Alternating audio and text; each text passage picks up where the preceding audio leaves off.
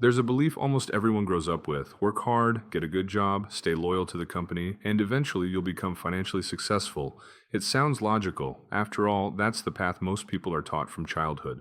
Study hard in school, get good grades, graduate, and find a stable job. And if you repeat that routine long enough, the story says something good will happen. You'll build a comfortable life. But here's the uncomfortable question most people never stop to ask. If a 9 to 5 job really made people rich, why are most people with 9 to 5 jobs not rich?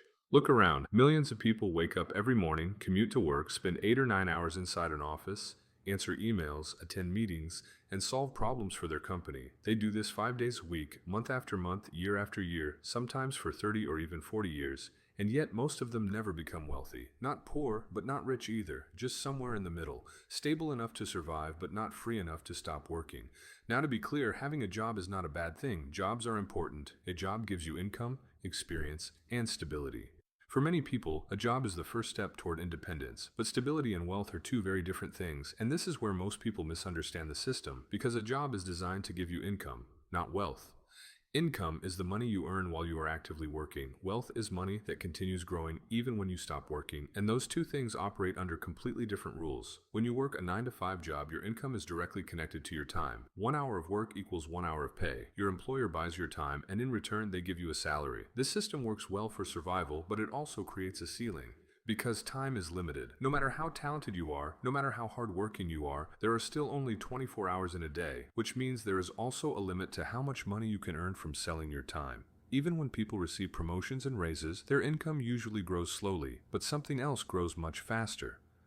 Expenses, rent increases, food prices increase, healthcare costs increase, and slowly your salary begins to chase your lifestyle. You work harder, you earn a little more, but your financial situation stays almost the same.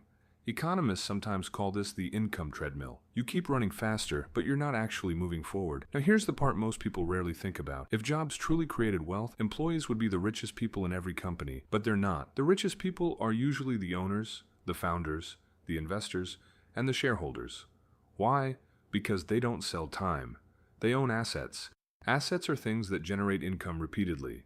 Businesses, stocks, real estate, intellectual property, these things produce money again and again without requiring the owner to trade hours for dollars every single day. And once income is no longer tied directly to time, the entire financial equation changes because growth is no longer limited by hours. Now, this doesn't mean jobs are useless. In fact, for many people, a job is the starting point. A job gives you your first income, teaches you skills, and shows you how businesses operate. But the real mistake happens when people treat the job as the final destination instead of the starting point. Years pass, responsibilities grow, comfort grows, and slowly the idea of doing something different starts to feel risky. So people stay. Not always because they love the system, but because leaving it feels uncertain. And the longer someone stays inside one system, the harder it becomes to imagine another one. This is why many wealthy people didn't become wealthy from salaries alone. They used their salary differently. They treated it as fuel. They invested it, built things, and purchased assets that could grow over time.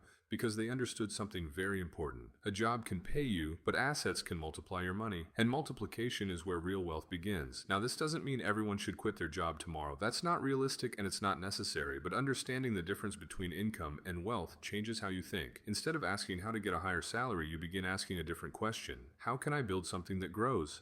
That shift in thinking is powerful because once you start looking for assets, you begin to see opportunities everywhere. Investments, ideas, systems that continue producing value even when you're not actively working.